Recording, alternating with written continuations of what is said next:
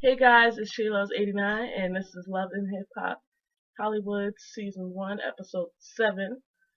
Um, we're gonna get into this, but first, I'm making a new channel trailer, and also there are new shows coming up soon, like Love and Hip Hop New York, Kama shows is coming up. Oh, I don't know about anything else, but those are the main ones. So, let's get started into this review here. April and Amari, they go over some birthing techniques with the midwife. They practice in the tub, they're sitting on the bed, they're trying to position where she's basically like laying on a ball. Like this part of her is laying on the ball and her backside is facing out that way. Then they talking about whether they does Omarion still wants to get his son snipped. He was like, yeah, and then April brought up that maybe he should get his thing snipped. And I was seeing that it hurts and that she's a horny toad and she's horny all the time, whatever. And then they want to get. And also she talks about how Amarion basically bring up his mama and stuff, and she still don't know whether she wants her at the birth. Yeah. And then they try to get the nasty on in the room. Moving on. Berg and T, they're in the studio, they're working, and she talks about her performance. It wasn't good and all that other stuff, but, Berg still believes in her or whatever. And she has the feel. Berg's not feeling her, and T.I. is like, whoa, like, this is just strictly business, boo. Nothing else, nothing more. Ray and Yessie, Ray J as a drunk religion fool. He goes in there looking for Yessie. Hey, Yessie, where you at? You got my manager fired. Technically, no. Well, yes and no. Because she did tell Morgan not to tell you. Because Morgan wanted to tell you. Yeah, she did influence Morgan to take the job, even though she didn't want to at first. But you decided to fire her on her own instead of giving her, like, a good, clear warning. Okay. He gets on his feelings or whatever, and he gets upset. Yes, he kicks him out, and whatever. But I think if you watch on VH1 and you watch like her radio conversation that they have with certain co-stars, Yessie talks about how Ray J was like literally falling and stumbling and making a whole bunch of noise in the thing. So yeah, um, Hazel's trying to do something in the studio. I don't know what it is, but she's trying to do something in the studio. And the song sound is about Berg, I'm guessing. She's Yeah, I'm not getting into that. And Masika thinks it's a good idea that his should tell Berg, and then they talk about Nikki and the convo that she had about Molly. Whatever. Moving on. Nia talks to her sisters about Dre, aka Soldier Boy.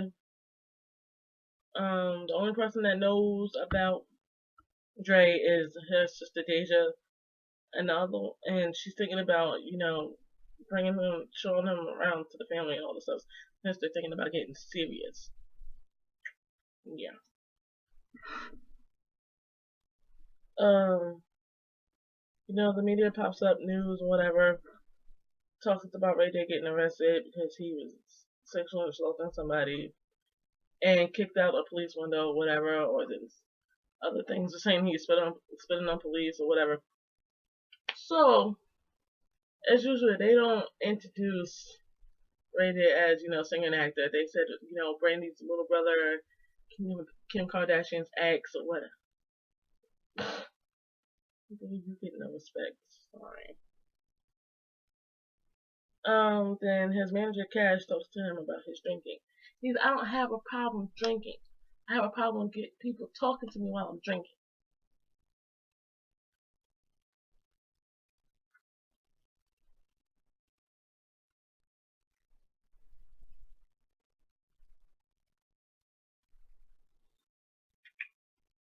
Right. Okay.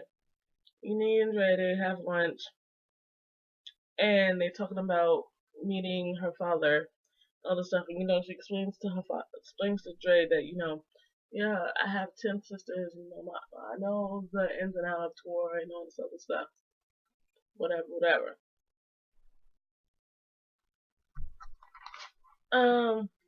Tiara and Cash, they talk about, well, she has concerns for Ray J. There's still some little feelings, even though she said she don't have none, whatever. And Cass thinks that she should go ahead and, just talk to Ray and see what's going on, whatever. April and Leslie, they talk, and this conversation right here is totally backwards. Totally backwards. I say that for reasons. She, she came in, Miss Leslie came in and saying, Marianne told me I need to apologize. I don't know what I need to apologize for. What? You basically say you don't think she's ready for motherhood. Bitch, you better be doing some type of apology. And then she tried to switch it around. She was like, "Well, I wasn't trying to say you're an unfit mother. I was like, let me." Basically, she was pulling Tom Cruise. Let me help you. Let me help you. Type shit. I'm like. She was like, basically, what I'm trying to say is that I do not like I don't like you. I just, I want to help. And basically, April decides to, let her be at the birth or whatever. What? I was like, no. If you want it, Miss Leslie, you're a grown ass woman now. Instead of being a mean bitch, just say you want to help. And I don't know how you gonna come out and say you didn't say you don't like her or you don't whatever, when in the first couple of episodes, you was like, I do not like you. Right. Just say you want to help. Just say you're going to be there for her. That's all. Instead of being a mean. Anyway, Teddy Riley finally comes and, talks to Dre about some stuff after he excuses Nia. Talk about, he was asking, oh, well, did you sleep with my daughter on the first night? And Soulja's like, I want to say no, but, whatever. And then basically he was like, are you serious with my daughter? Blah, blah, blah, this and that, and all, whatever. And also, I heard stuff about you in the media and all this other stuff. Whatever. Moving on. Didn't care for the conversation. Ray and Tiara basically comes and see how Ray's doing, and she apologizes for the stuff she did. And then she was like, well, I want to apologize for you. He gonna sit there, like, you're never gonna get it. She was like, I don't think you understand. He was like, I'm not meant to understand. He's like, you know why I don't understand? You know why I don't understand? Because I don't have to understand. And this is why you keep thinking, and this is why you're gonna keep thinking, because you don't know how to be in a serious relationship at all, honey. This is why you look like the screw up of the family, because you act like a little boy. Get it together. Anyway, Hazel, you know, she gets into the car. She lets Berg listen to her music or whatever. And she's sitting there jamming with it, rapping with it, all this other stuff. And Berg is not about that life with her. Like, he's like basically not. He's like, you can't use none of my stuff. We ain't working together. You can't be writing a 4-page open letters, love letter, and all this other stuff about me. Whatever, whatever. And then Hazel gets into her Tierra mode. Mushes try to mush Berg, and Berg kind of like tries to overhand and all this other stuff, and then dump the person stuff, and then he walks away. Okay, so she pulls a bitch move, you pull a bitch move.